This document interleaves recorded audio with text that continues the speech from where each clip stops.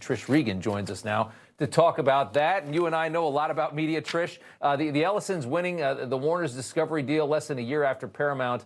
It's a look at a new media empire. We can pull it up here. This will be everything that's underneath this conservative tech billionaire and his son. You got Paramount, Warner's, CNN, Showtime, CBS, HBO Max. All of this has been leaning hard left for a very long time, and it's all about to shift.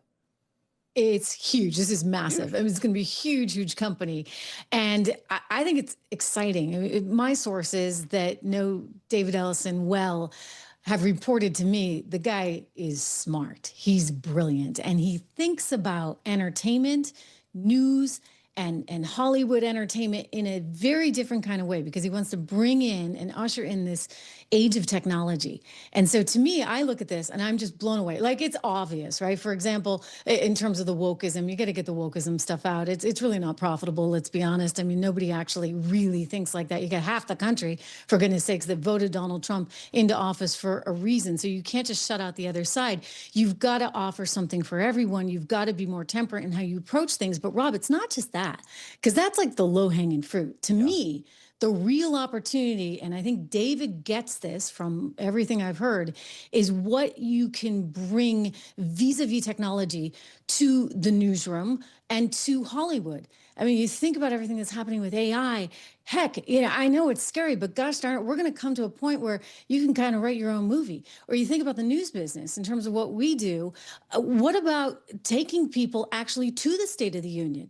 Have you tried on those goggles that they have at Apple nowadays? I tried them on and I thought, wow, this is amazing, because you're going to go right to the stadium, for example, for a sporting event. Or if you're CNN, what if you could take people to the front lines of Gaza? What if you could take them right to Ukraine? Not just take them in their living room by bringing the story to them, but actually take them there. And I think that this is the kind of stuff that David's going to be thinking about that nobody else in Hollywood is even going near. Or if they are thinking about it, Rob, they don't want to think about it, right? They're too nervous. It's too different, and it's too challenging for them to even mentally conceive of this stuff. So we're in a whole new world. Yeah, I totally agree. And as far as what the current media apparatus has done to the country, which in my opinion has been to just consistently drag us further and further to the left as a voting contingent, has been very, very specific what they've done. I think we've watched it all happen. To stop that and prevent that, there was interesting numbers this week that came out from CNN after the State of the Union. CNN has polling for Trump in the garbage. 35%, 32% agree with what he's doing. And then they took a snap poll right after the State of the Union, before the media could sink its teeth into his messaging and twist it and bend it the way that they do. I think 65% or 63% of Americans watched Trump's speech, according to CNN's poll, and said, we like this speech. We like the direction he wants to take the country. And that's what happens when before they can shift everything and before they can manipulate everything. If we can prevent that, imagine how much better of a country we might be able to have if all the media is not pulling us toward our demise.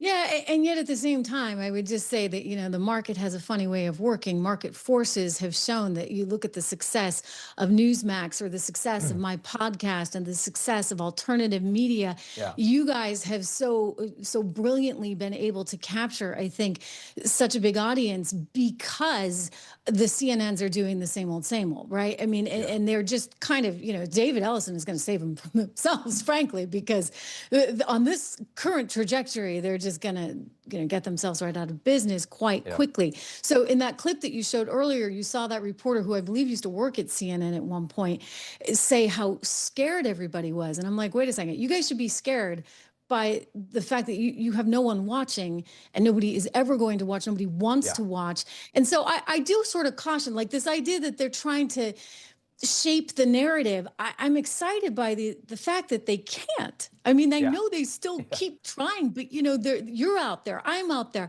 We got a lot of people that care passionately about making sure that truth is available to people, and they're going out there and they're saying, to heck with CNN. I'm just turning it off. I'm turning off MSNBC, and I'm canceling my New York Times subscription because I want the truth. And they elected Donald Trump for a reason. There you go. Trish Regan, good to see you. Thanks so much. Everybody's reporting the same stories, the same spin. You turn the channel, it's always the same. But not us. We're different. We report the real news. No spin, just the facts. Turn to us, and you won't turn back. Tune in to Rob Schmitt Tonight on Newsmax.